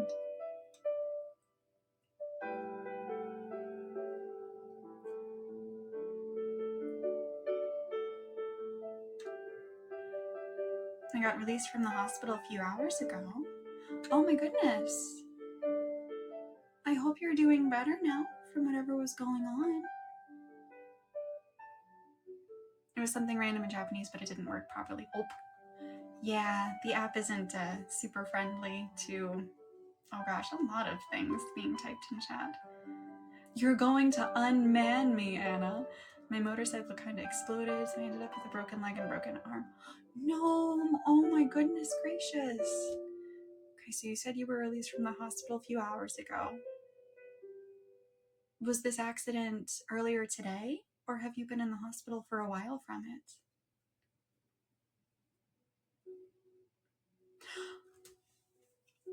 Hold up, I do hope you're not overly fond of these undergarments. He tears through them with his adept fingers, and they disintegrate in his hands. What?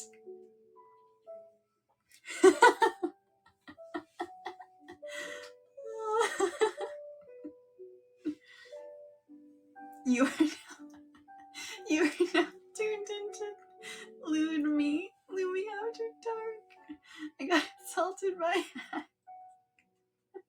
This isn't your mom's radio show. Oh my gosh, no.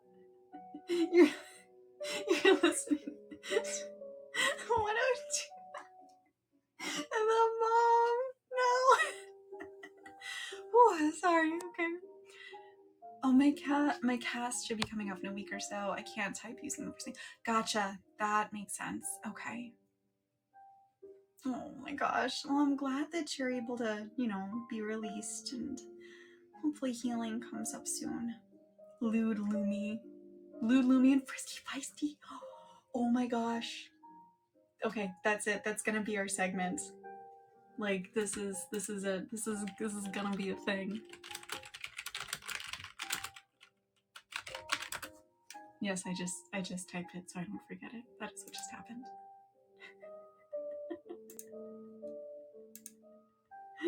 Bro's hulking out, just atomized. I just don't understand. How did they disintegrate? What? He laughs and then is distracted by his BlackBerry, which must be on vibrate because it doesn't ring. Unnecessary. Fire magic, I don't know. Probably. Oh, what's eating him? Oh, myself, probably.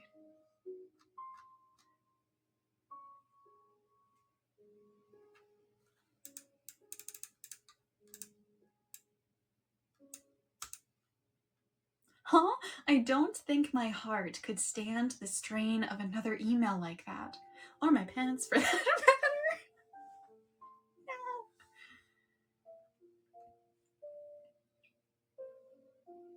Huh? All my worst fears packaged neatly into one sentence. Now exercised. I just spit out my water. Oh no, DC. My username on my username is my TikTok username? Is that a maybe? Maybe they were really old that were mothballing. Why would they have been that old? Username on this account is the same as on TikTok. Got it.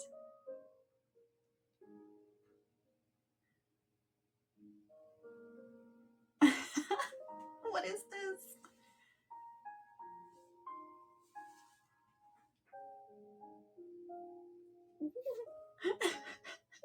In her pale pink, frothy baby doll dress and killer heels, she towers over me like a Christmas tree fairy. Excuse you.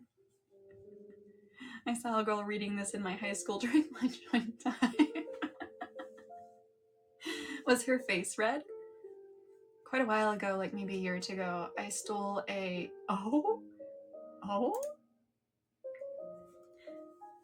Just a reminder that these books have sold 150 million copies. Her something was red. Cedric! You can't say that.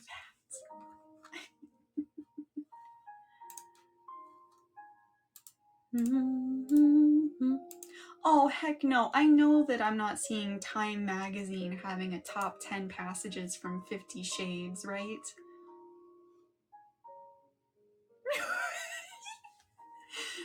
It's because I'm 50 Shades of fudged up, Anastasia. Stop. No. No way. Was that really in the book? That's horrible.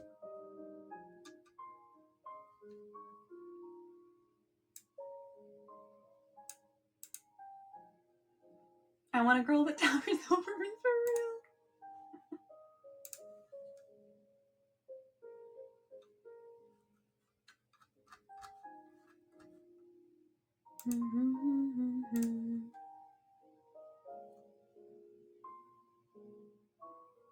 Guess how many X I have? How many X? Like how many people you've dated? Never trust a man who can dance. What? What's wrong with that? 35, 45.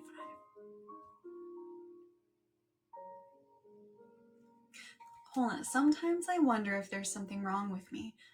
Perhaps I've spent too long in the company of my literary romantic heroes, and consequently my ideals and expectations are just far too high. Then honey, how did you end up with Christian Grey? That does not track. No, that is the opposite of having ideals and expectations that are too high. No, you do not pass go. Movies gross something like 1.3 billion? That's bonkers. No way.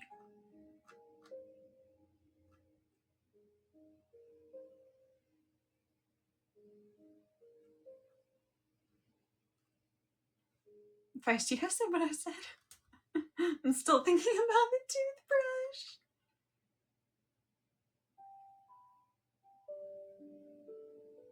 Huh? What is this? Oh my gosh. Okay. He grabs me suddenly and yanks me up against him, one hand at my back holding me to him and the other fisting in my hair. You are one challenging woman. He smooches me. Oh, ew, no, I don't want to read that in depth. Feisty, you're gonna be carrying so much of this.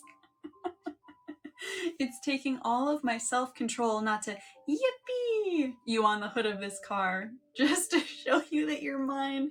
And if I want to buy you a fudging car, I'll buy you a fudging car. What a threat. What a threat. Hi, Minx. Oh dear. Wait a minute. A year ago I robbed a store and I got... Fanboy, don't disclose crimes like that, please.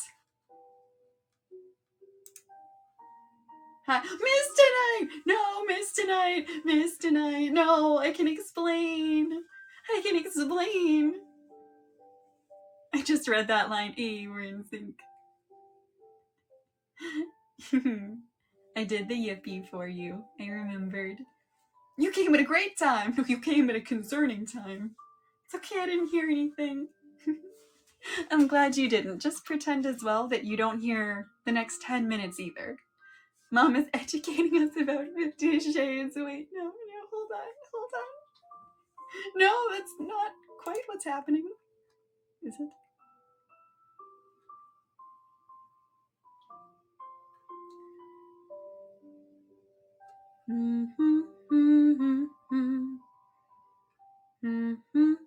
Hi, Stardust. Huh? Why does she keep talking about an inner goddess? Oh man. My subconscious is frantically fanning herself, and my inner goddess is swaying and writhing to some primal carnal rhythm. What is this? Who is... Hi, Karma. Hi. Hello. Very interesting. Sheila, hi. Hi, everybody. This is, this is not our normal bedtime story stream, because we're in the last, we're in the last segment of it. Hey, yo. I saw an after dark story time and was expecting something scary. No, Teth! Not the Teth raid. Oh no! Hi, Rin. Hi. Welcome on in. What's happening? Don't worry about it. Everything is perfectly normal, you guys. Get your primal carnal rhythm in check, readers. Hi, Ann. Hi, Foodsie. See, DC, you get it? Hey, guys, we are ready for a wholesome... No, we are definitely not reading wholesome story. We were watching Nano. Hi, Shiggy. Oh, I'm sorry, you guys. Hi, Jelly. Can I have a hug? Nobody's hugging. Nobody's hugging. It is sure wholesome, all right. Gosh, we're talking about the backdoor drawers, Jellyfish Lee. I remember you from the other day, and I remember you. Hi again.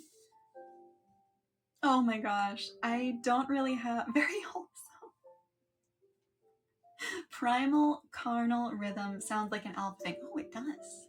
Why are you nervous? We may have been.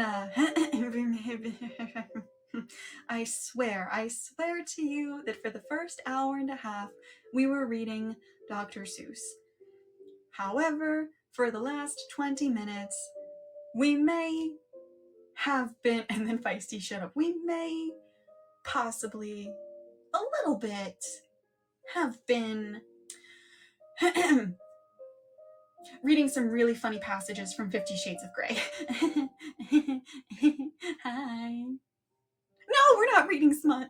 No, I'm too embarrassed to read smut. It was interesting. We're making sure that it's still innocent enough. We're replacing words here, where we're keeping it not it. Oh no, that face. From what? Oh no. 50 Shades of... Oh no.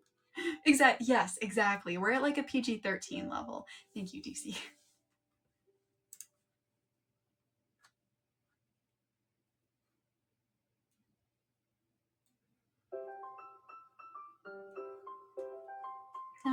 A bedtime story, emphasis on bed. Exactly. Carmen, no. We're only talking about primal carnival rhythm. Meanwhile, Nate just innocently chant. Oh, that's right. I keep forgetting we're listening to Disney music as we do this. We're fudging and yipping on top of cars.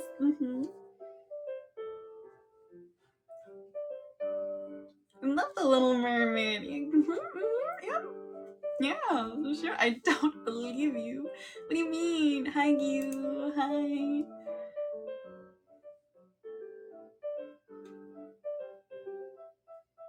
Hi, how are you?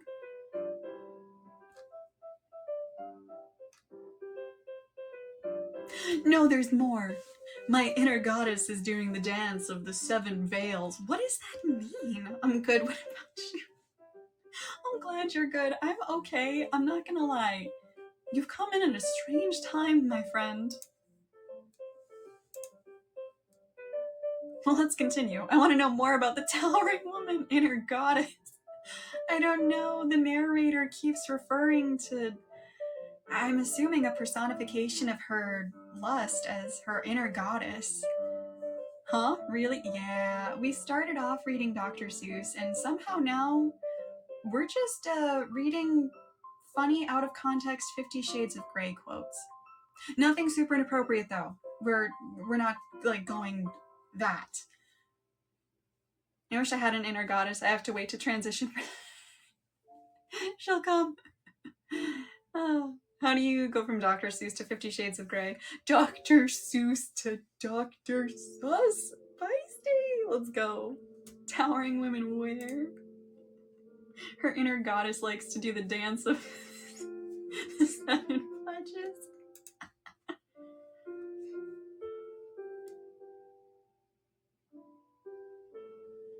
Oh my gosh. Hold on, what? Why do I want to spend every single minute with this controlling procreation god? Oh yes, I've fallen in love with him. And he can fly! Huh?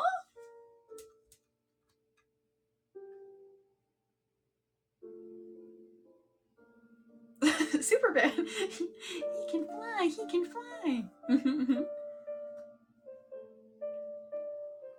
He pulls, wait, I'm gonna go back to my music, I'm so sorry. He pulls up outside my duplex. I belatedly realize he's not asked me where I live, yet he knows. But then he sent the books. Of course he knows where I live. What able cell phone tracking, helicopter owning stalker wouldn't? It's okay, bye, I'm so sorry. And this is supposed to be the most wholesome stream of the week for me. Oh, no. Who's he kidding? He's no gentleman. He has my undergarments. Mama Lumi stopped the kid starts at 12. See, is that a euphemism? Oh, he was 13. Oh no! Oh. Daddy face, he got home.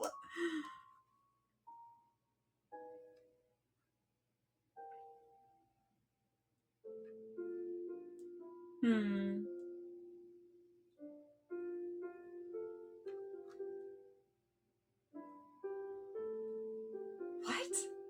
What is this?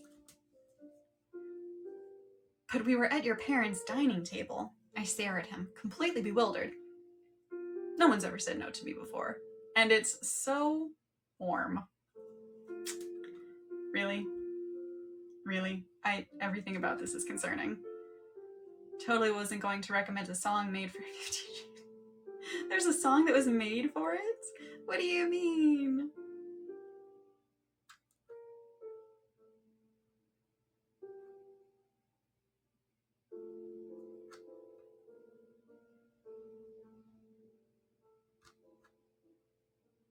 Oh, ew. Oh, ew, ew, ew, ew. No. Ugh. Gross. Eep. My eyes. Nope. Nope. Nope. We went to an unsavory place. We went to a very unsavory place. Ah. Guess how old I am? I don't know, but if you are under 18, please do not tell us how old you are. Hello, oh, Love Me Like You Do. That is a good song, no? Wait, is that for this movie? Oh my. This is, I can't, no. I don't like this. I remember the second SpongeBob movie making a, huh? What, Cedric? What?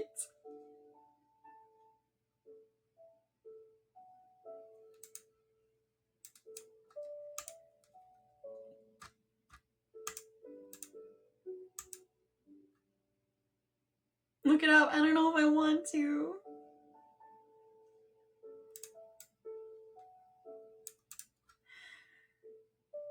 Oh wow, I don't. There is something about Christian that is old-fashioned and romantic.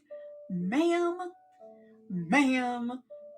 I don't know what kind of romance novels you grew up reading, I don't know what your romance expectations were. There's nothing old-fashioned or romantic about this man. No.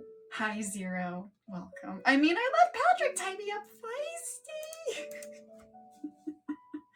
feisty. Should we just suggest the 50 Shades soundtrack? I can't wait for Mom to sing Love Me Like You Do for her karaoke stream. I would butcher that. With streams like this, I think we should be prepared for her to sing Nope. Oh, no, Miss Janae. Old-fashioned in the caveman sense, maybe. Honestly, yes, Puffy, that's a good point. Squidward's the one with the tentacles, though. Cedric, why would you say something so... so controversial, but so true? Didn't the author make this after reading Twilight? Apparently. Right? I wish we could DM viewers. I want to make friends with some of the regulars. Oh, I mean, I don't know if that feature is supposed to come at some point. That's a good point. What do you mean by that? Oh my gosh. Not the lip bite.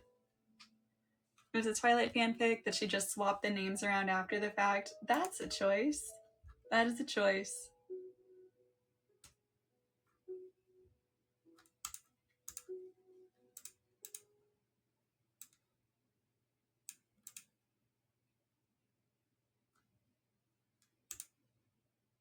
Oh, here it is. Okay, here's more. I just want to see how many of these weird inner goddess things we can find. My inner goddess has backflipped off the podium and is doing cartwheels around the stadium. What is this? Hold on. Inner goddess 50 Shades quotes. Oh! Thank you, Cosmopolitan.com. 57 things Anastasia's inner goddess does. Maybe it's her stand! Oh my god! That is one of the best things I have ever read in my life. Can her inner goddess do plumbing? I thought it would be Winnie the Pooh. It was supposed to be Winnie the Pooh.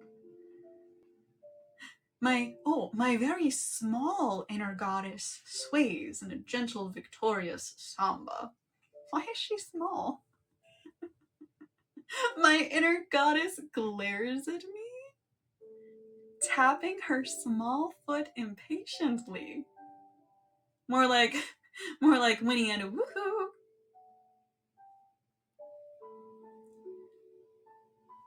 Oh, my inner goddess sits in the lotus position, looking serene. Except for the sly, self-congratulatory smile on her face. My inner goddess nods in zen-like agreement. Inner goddess attack, maybe she's just... I mean, Cedric, there's a lot of possibilities here. I really don't like this one. My inner goddess is jumping up and down, clapping her hands like a 5-year-old. I do not want to hear that your inner goddess is being likened to a 5-year-old with all of the stuff you are doing, ma'am. No, thank you. Ew, what, right? Hi, Golden Fred, welcome. There seems to be a lot of pipe laying involved. Plumbing fits. Joke's on us, it's all fake. Her being tied up is because she's in a panic room. Oh my gosh. Huh? My inner goddess glows so bright, she could light up Portland. Huh. My inner goddess jumps up and down with cheerleading pom-poms, shouting yes at me. What is that? No, my inner goddess is doing backflips in a routine worthy of a Russian Olympic gymnast. What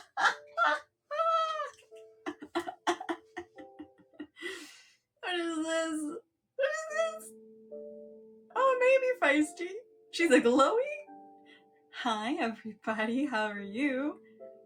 Oh, there's another one. My inner goddess bounces up and down like a small child waiting for ice cream. Okay, listen. I know that clearly this is a very flawed book already. But how did no one in the editing phase, maybe, just maybe, not notice that, hey, maybe we shouldn't have the inner goddess, who's like the personification of lust or desire, be compared to a child. Huh? I don't like this, you guys. I don't like this. I don't like this at all. This is all sorts of wrong. Why is no one talking about this? I don't like it.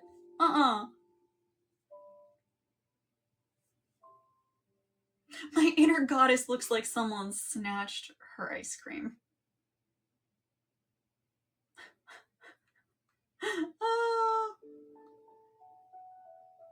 Let's see. Oh, my inner goddess once again has her pom-poms in hand and is in cheerleading mode. My inner goddess has a do not disturb sign outside of her room. My inner goddess is smoldering and not in a good way. What is this?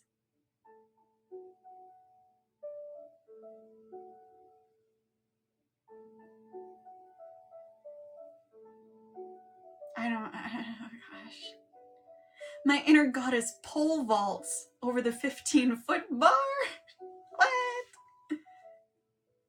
My inner goddess is standing on the podium awaiting her gold medal. What?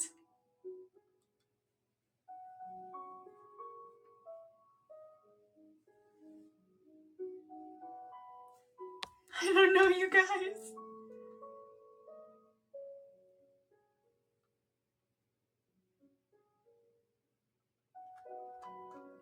Oh my. This one is okay. We'll read this last one, and then I'm gonna go deep down. A nasty, unbidden thought comes from my inner goddess. Her lips contorted in a snarl. The physical pain from the bite of a belt is nothing compared to this devastation. Who knows what that devastation is? We're not gonna find out, chat. We're not gonna find out. I don't know. What is Lumi implying? What was I implying about what, Tef? Team Rocket blasting off again. She's so cute. The inner goddess? Better than ice creaming her Beebs! Oh my gosh, Beebs! No! Oh, okay. Sorry, I'm just realizing I wasn't looking at all of this. Wow, leaving us on a cliffhanger. Don't tell me you want to do a follow-up stream on this, Lumi. Nope, this was a one-shot. Nope. This is one shot. Hi, Sume. I am so sorry. I'm actually just about to end stream. I forgot you can see this chat. You're very cute, jellyfish. Oh, it's your first time here? Hi, Muse. I promise my streams aren't normally like this. I promise. I swear. Wow, lewd me. Crust. Oh my gosh. It's okay, I've been enjoying lurking and watching. Oh, that's good. I'm glad at least you've been having fun. Okay, I'm gonna end stream. I'm gonna go have some tea, and I'm gonna go curl up with my cats and think about what I decided to do with my life here. Apologize for ruining Mommy's image, but I am Mommy too. Cute and flustered. Don't loot me. Oh, my face is actually red right now. This is terrible. Quick getaway. Oh. Okay, everybody. I'm gonna go now. Thank you so much for spending time with me. Like, girls just wanna have fun. Take care. I'll see you guys soon. Bye.